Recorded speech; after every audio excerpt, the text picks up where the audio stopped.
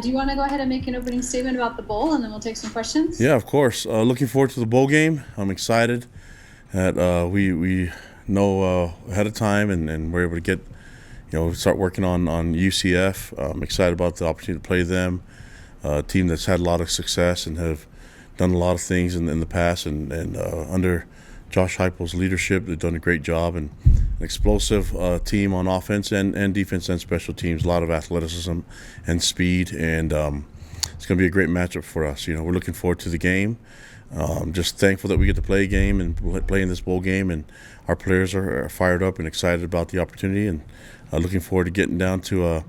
We played in some cold weather conditions this last weekend, and it kind of reminds you why you don't play football in Provo in December. So, although we had a lot of fun with it, we're looking forward to getting out to the East Coast and playing in Florida against a fine team that has tons of athletes, and really impressed with their quarterback. I've known him, I've seen him play since he was in high school. So this is going to be an exciting game, and go play the bowl game and have our guys enjoy their time during the holidays and spend Christmas at home. So I'll take any questions you guys have. All right, questions from Jason Shepard, Jared Lloyd, and Norma Gonzalez. Kalani, I'm just interested in your thoughts on what it means to you guys to have played as many games as you have to this point. I mean, 11 regular season games, and now the bowl game will be 12. It's pretty amazing that you guys have been able to get that many games in with everything that's been going on.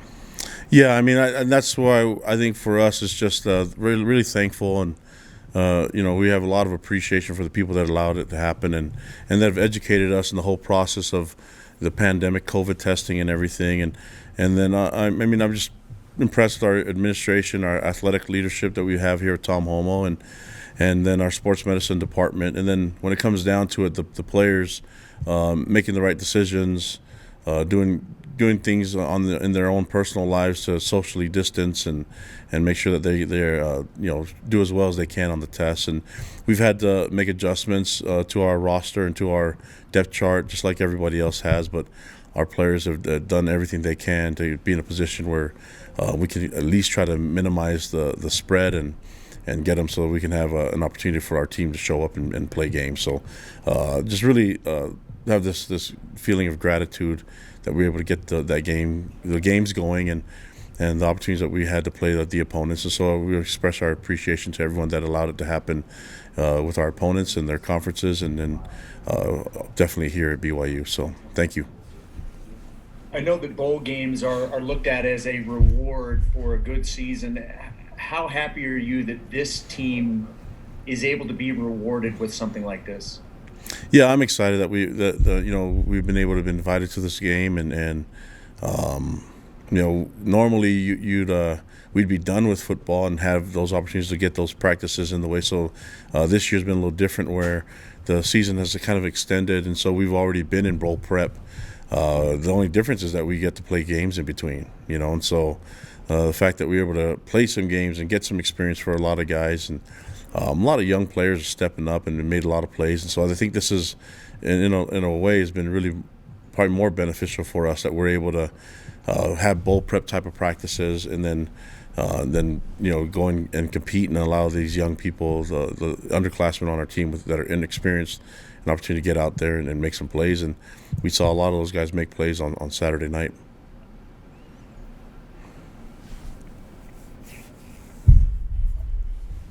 Jared, did you have a question? There we go.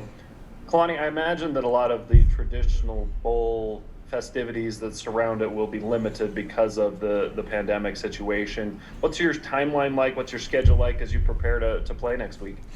Yeah, I think for us it's going to be way different than a regular bowl game. Not a lot of festivities. I think we're going to treat it like a regular away game.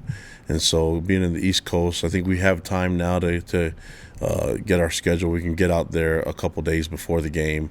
Normally, when you play in 2 time zones away, you want to go, 48 hours there before the game. And we weren't able to do that with the last time we went to the East Coast because of timing. But I think this time we'll be able to get out there a couple days before, and then have some prep, on Monday, and then play the game Tuesday, and then kind of disperse from there. Have guys go home that live pretty much on the east side of the Mississippi, fly from Florida home, and then those that are going to travel can fly back here to Utah and catch their flights and be home for Christmas. So that's for us. The timing works out. The prep that we're in finals this week, so we're giving our guys a lot of time to prep for their finals and finish their semester right, and then you get to end it with a competitive football game that we're looking forward to playing. A lot of bowls have had to be canceled because of the pandemic and everything. How relieving was it to get an invitation to be able to get this game on the schedule? Yeah, huge relief, because our guys love playing the game of football, and then I mentioned it before that we were committed to doing whatever we can to play as many games as possible, and the fact that we got to this point right now with 11 and an opportunity to play 12, really can't complain, especially when you look back at, there's a time where we didn't have any games out there scheduled, and I think North Alabama might be the only one that was scheduled, and then we started to get some games on our schedule, and it just worked out really well that we were able to play football, and just really, really thankful that these guys are able to do that. And in a time where bowl games are getting canceled, and teams are opting out, from playing the bowl games, just really, really appreciate the opportunity for our guys to play one more time together. Hey Kalani, what type of challenge do you think this bowl game presents for you guys, and what do you guys still have to accomplish before the season is over?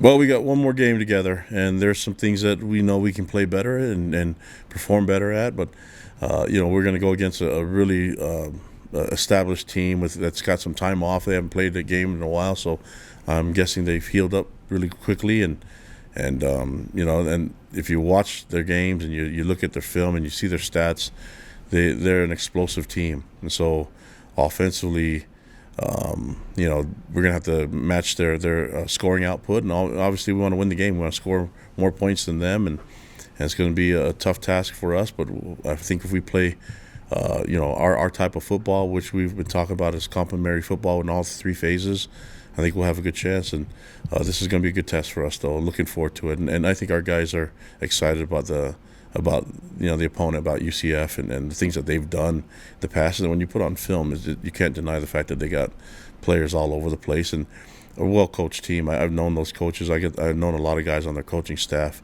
for a number of years now, and seen the things that they've been able to accomplish and the way they keep rolling through those. I mean, the games that they lost were really close games, so I think this is probably a year where things have been so different, and maybe not seeing UCF in their American Championship game is a little off. But for the most part, when you watch their film, that conference is a tough conference. When you watch the film, they are an impressive team and well coached, and tons of speed and discipline and strong. So yeah, it's going to be a lot of fun.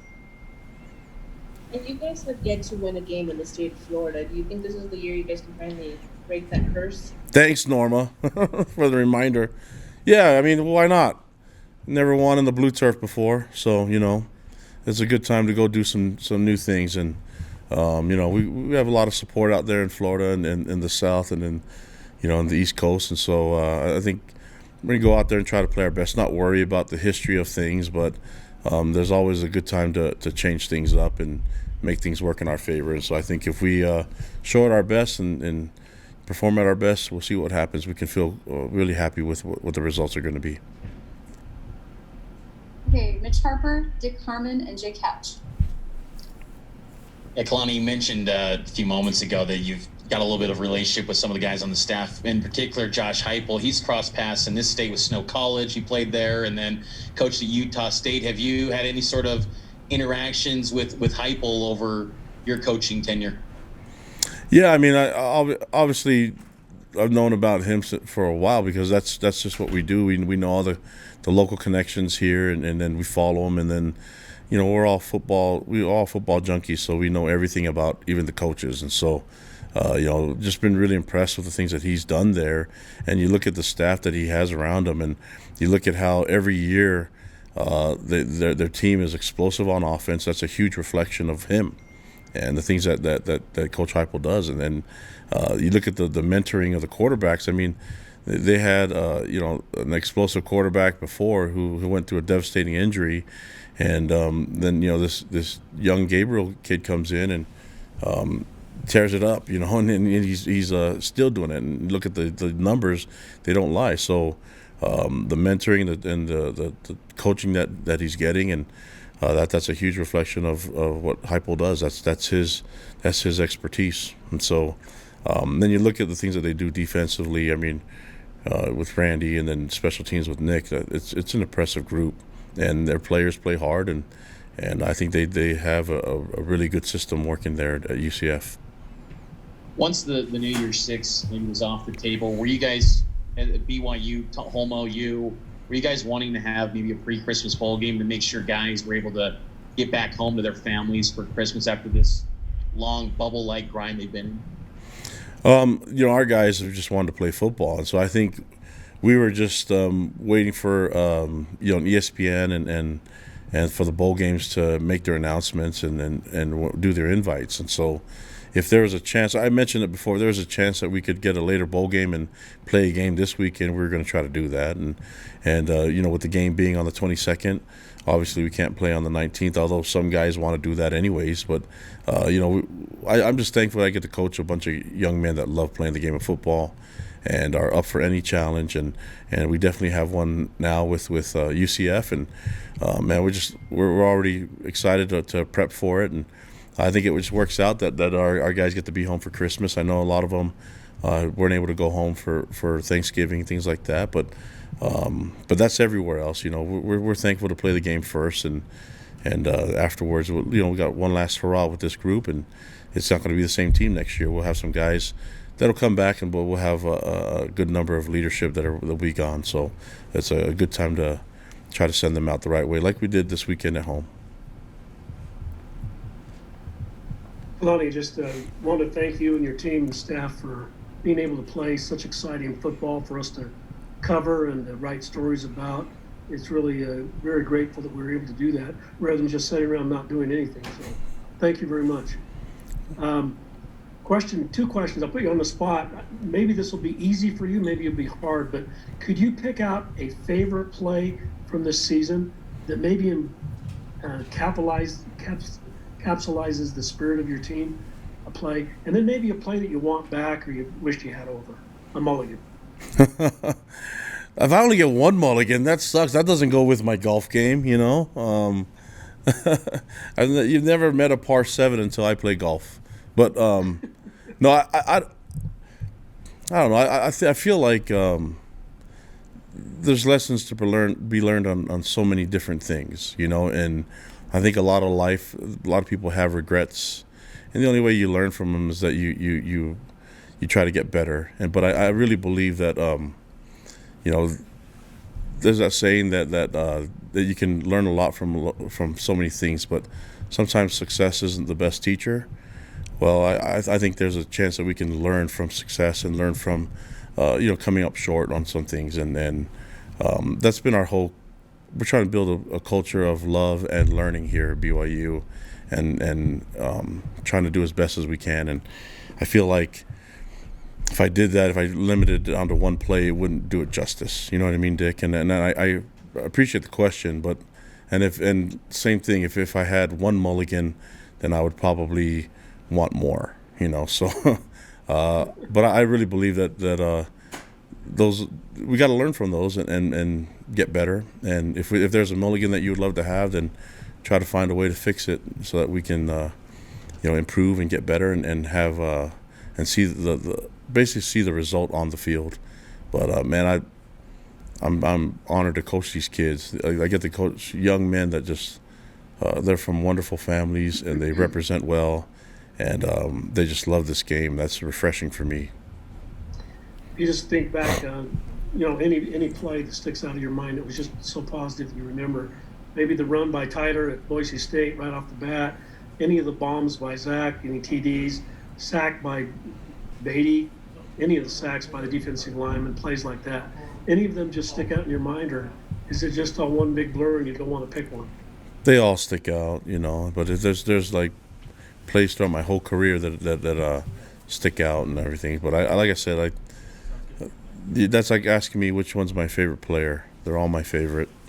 I have 123 on this roster, and they all mean a lot to me. So I just can't. I can't sit there and choose one.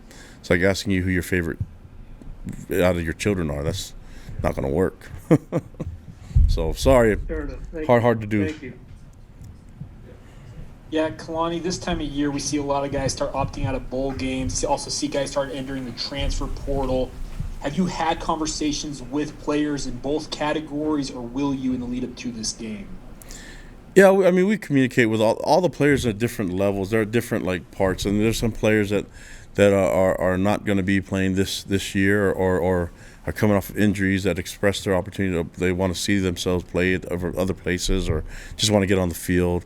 Like I said, I have a bunch of guys that love the game of football, and so some of them may see an opportunity to play more somewhere else, and I'm going to be helpful for them trying to get there, you know. And some, I think for the most part, a lot of them want to be here. So we're going to do what's best for them. We'll have those conversations, and it's hard to kind of lump it up in one deal. But we're always open to communicating and talking about things. And I think guys have different levels of whether they're going to come back or not, or whether they're going to enter the draft, or if they're an underclassman. We have to look at the evaluations of that we turned in to see where they fit, and then they're going to make the decisions on their own. We did that with Kyrus and Matt last year.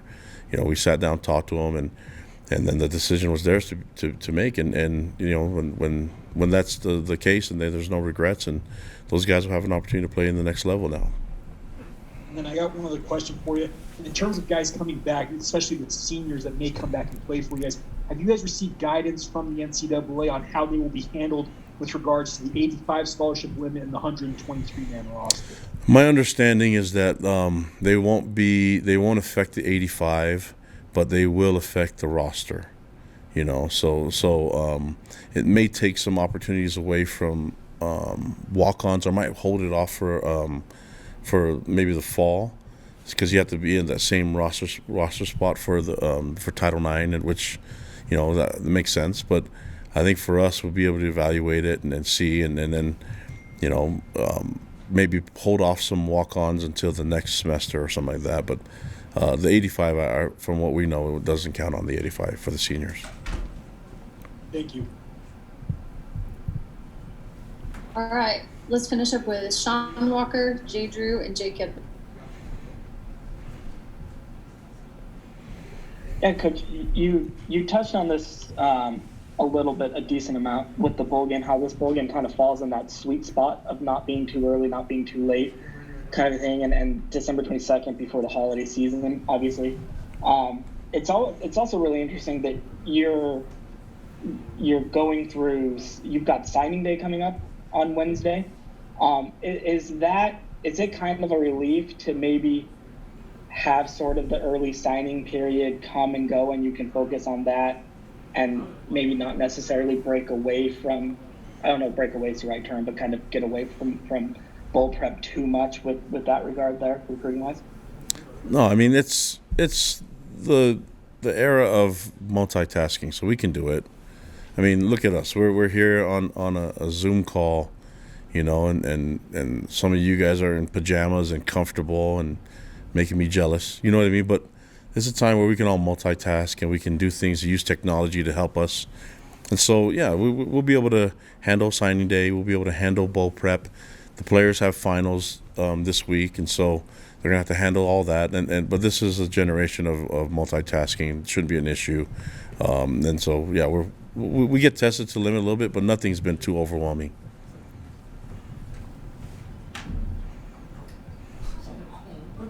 Kalani, speaking of signing day, can you give us kind of an overall picture of what this signing class that you will sign has? I mean, obviously it's going to be low in numbers, but just can you give us some overall generalities about it?